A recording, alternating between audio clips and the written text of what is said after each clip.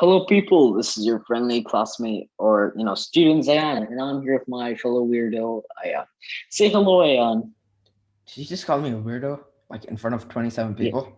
Okay, not 27. yeah, No, presentation also counts. 27 people. How could you? Huh? yeah, yeah. Moving on. We are here to talk about recycling metals. Yay! So, Ayan, why don't you start us off Yay. with why metal recycling is important? Sure. Metal recycling is important. You know this. There are many reasons why it is important. Number one being, you see, there is a limited amount of area for a landfill. Therefore, if waste is recycled, more land towards landfills will not be wasted, well, not be needed, if we put it in milder terms. Say, this saves cost and land. Number two, there is a limited amount of resources on Earth, especially metals. And it's not, let's just say it's not wise to use everything up if you can reuse the available resources. This is just a waste of energy as well. This gives us a smooth transition into our next point: energy usage. In order for something to be made, energy is needed. However, to change something, you just need a fraction of it. Hmm.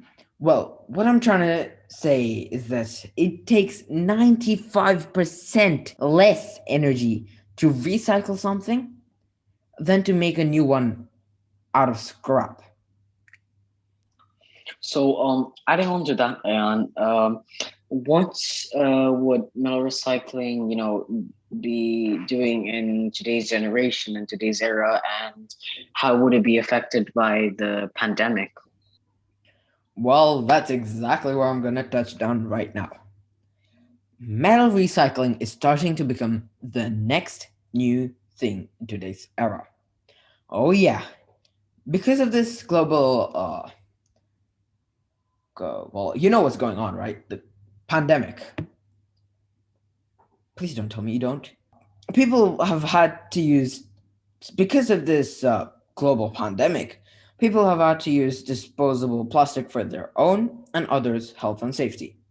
I'm pretty sure you also have used something, right? That's bad for the environment, like disposable plastic. You used it once and threw it.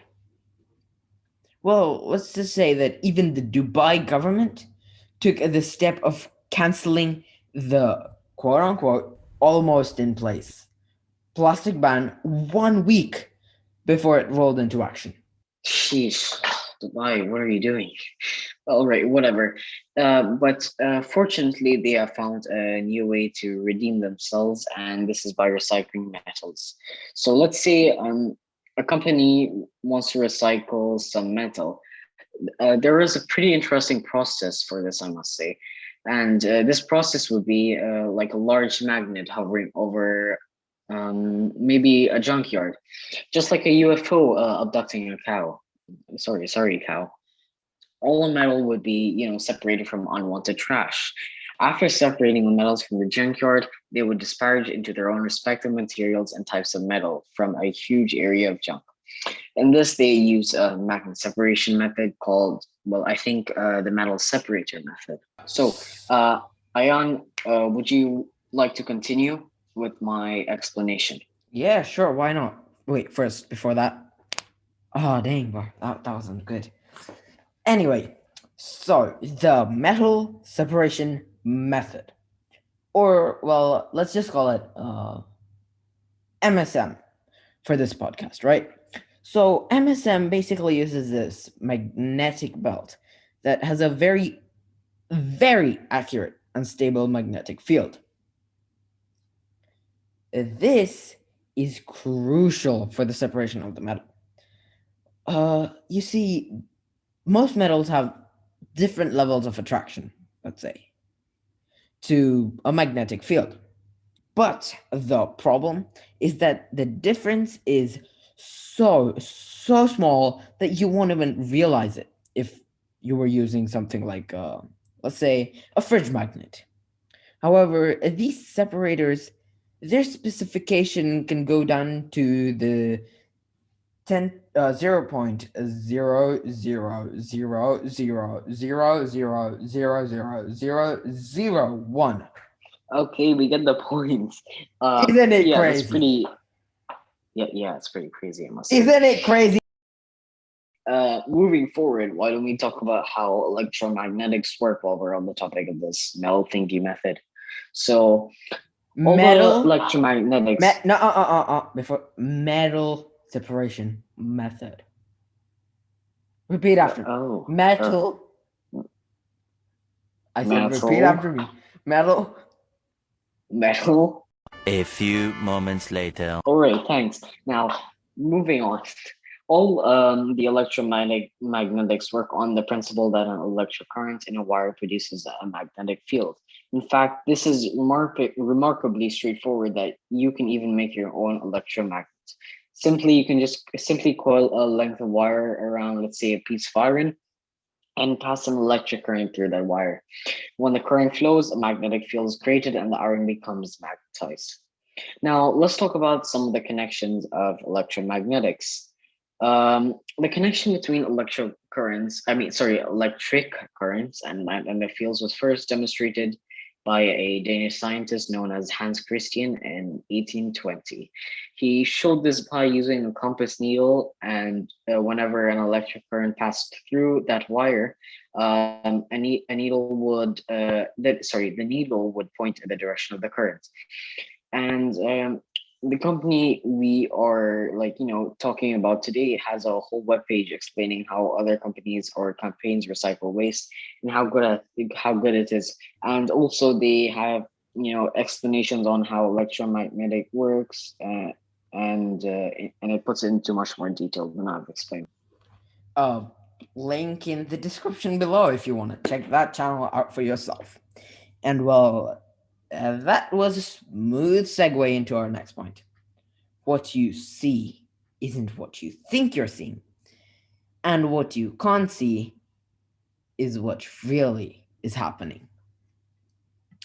So now, if we look at companies like Apple, who removed the charger from their box, calling it a quote unquote step towards sustainability.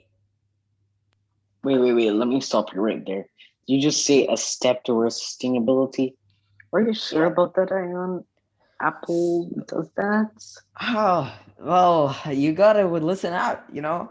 Well, this is Apple's words. The, Having a smaller box without the charging brick will, well, cut the size of the box into half, which means that now you can fit double the amount of iPhones into a transportation vehicle, a plane or a truck. And this means that the transportation carbon emission is, well, cut into half in every way. Well, Well, okay. all right, yeah, that makes perfect sense. Yeah, I totally agree with that. So, yeah, sorry for the interruption. You can move on with your explanation. No problem, but I'm glad you asked because you see, Apple showed you this and you believed it. You didn't want to think about it. You see, if you think about it, okay, well, before we move on to that, just an honorable mention. Even Samsung and Xiaomi took a step into this direction, but for them it's worse because they mocked Apple for taking the step at first. Bam, Sony. Okay, anyway, coming back to the main point. So, the truth is that if you think about it, Apple just took their carbon emission rate and then they put it on someone like Amazon's head and just doubled it. And now, well, since Zayan now understands what I'm talking about, let him explain the rest. Yes, so let me elaborate on what I was trying to say. Let's say if me, an average customer, wants to buy the iPhone 12, I will want to buy a charger with it, and Apple will charge me 150 dirhams for that charger. But I want to look on Amazon because there are cheaper prices there. Now, once I buy my iPhone 12 or charger, sorry, from Amazon, I get my package at my doorstep. Let's say. But there was a vehicle of transportation that burned up fuel to get to my house, and that increases the carbon emission. And the package I received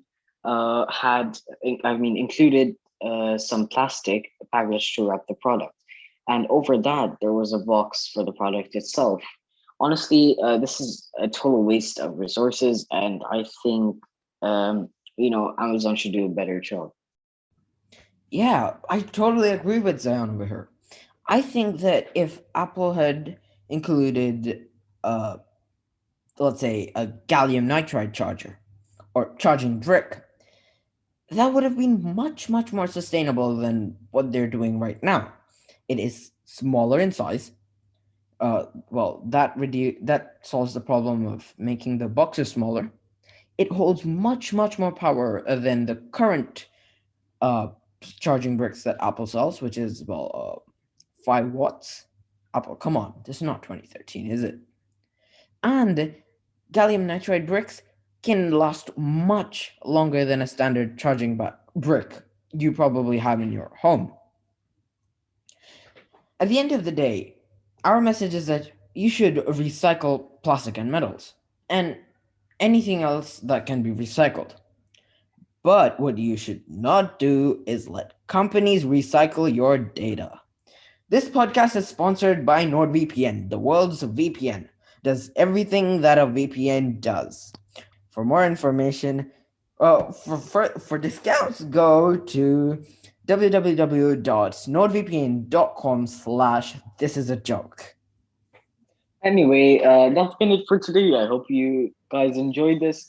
We will definitely not be back for another podcast because this took a while. It's been 2 hours of recording. And other than that, Peace out we and will. bye bye. Bro, that was so cringe.